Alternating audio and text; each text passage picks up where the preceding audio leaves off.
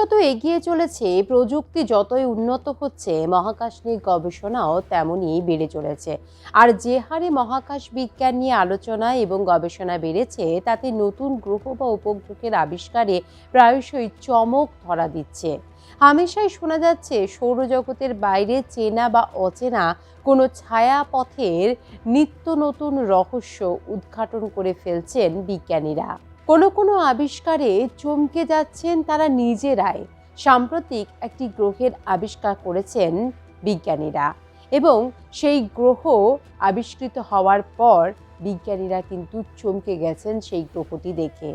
এ যেন অন্য গ্রহ নয়, অবিকল আমাদের পৃথিবীর মতো। গবেষণায় উঠে আসা এমন কিছু তথ্য তারই প্রমাণ দিচ্ছে বলে মত বৈজ্ঞানিকদের। সৌরজগতের তৃতীয় গ্রহ হলো পৃথিবী। আর পৃথিবীতে প্রাণের অনুকূল পরিবেশ তৈরি হয়েছে তার মূলে রয়েছে সূর্য থেকে পৃথিবীর দূরত্ব, কক্ষপথের অবস্থান এইগুলি।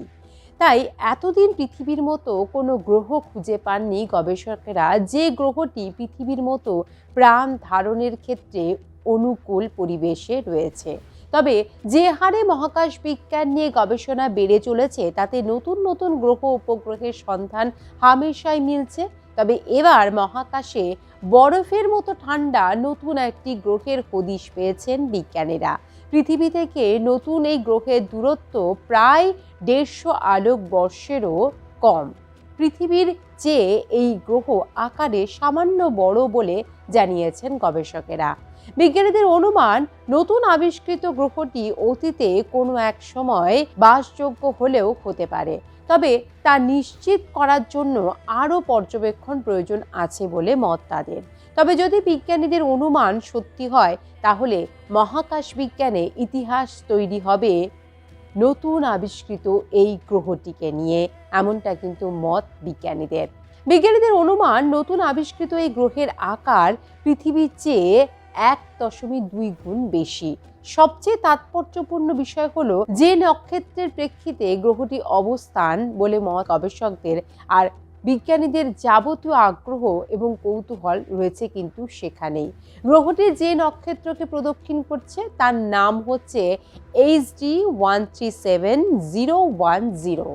এই বামন নক্ষত্র বলে যে নক্ষত্রটি পরিচিত গবেষকদের কাছে। এর ভর আমাদের সূর্যের ভরের চেয়ে প্রায় 70%।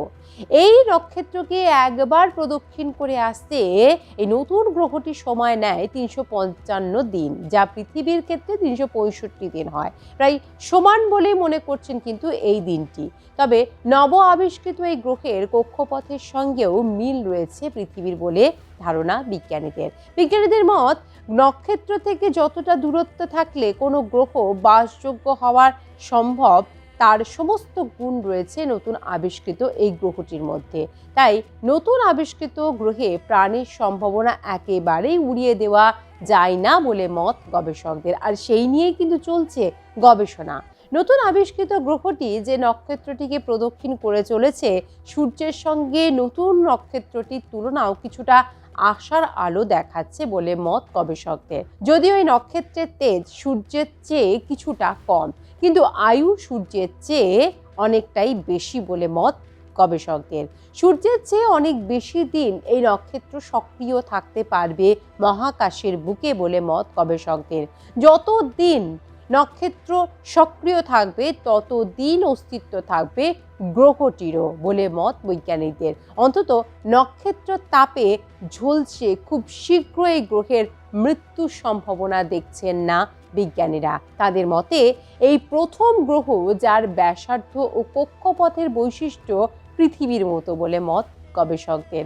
সূর্যের মতো নক্ষত্রকে এই গ্রহ প্রদক্ষিণ করে। ভবিষ্যৎ পর্যবেক্ষণের জন্য এই গ্রহ উজ্জ্বল বলে মত বিজ্ঞানীদের। নাসার কেপলার স্পেস টেলিস্কোপের মাধ্যমে ট্রানজিট পদ্ধতিতে গ্রহটিকে আবিষ্কার করা হয়েছে। সৌরজগতের বাইরের অধিকাংশ গ্রহের অস্তিত্বই এই পদ্ধতিতে জেনেছেন বিজ্ঞানীরা। আর এই নতুন গ্রহের আবিষ্কারও ঠিক এমনভাবেই হলো বলে মত বিজ্ঞানীদের। টেলিস্কোপের ক্যামেরায় দূরবর্তী আলোর সংকেত সাময়িক ক্ষীণ হয়ে এলে গ্রহের অস্তিত্ব অনুমান করা যায়। তাকেই বলে ট্রানজিট পদ্ধতি। আর নব আবিষ্কৃত এই গ্রহের ট্রানজিট একবারই প্রত্যক্ষ করা গিয়েছে। তাই বিজ্ঞানীরা মনে করছেন এই গ্রহটি নিয়ে আরও পর্যবেক্ষণ প্রয়োজন। তাহলেই গ্রহটি সম্পর্কে আরও বিশদে জানা যাবে, উঠে আসতে পারে আরও চাঞ্চল্যকর তথ্য।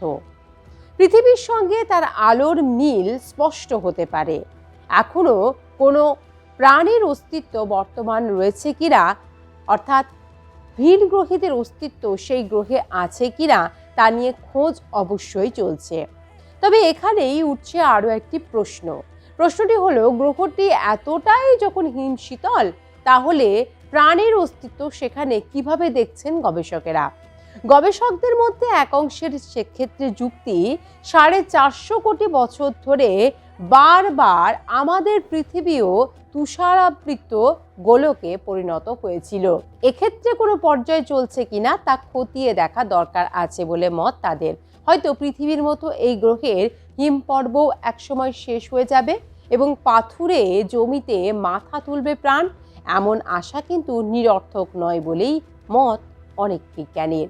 পাশাপাশি সূর্য থেকে পৃথিবী যে শক্তি সংগ্রহ করে, নতুন এই গ্রহটি যে নক্ষত্রের চারপাশে ঘুরছে, সেই নক্ষত্রের কাছ থেকে তার 1/3 কম শক্তি নিতে পারে।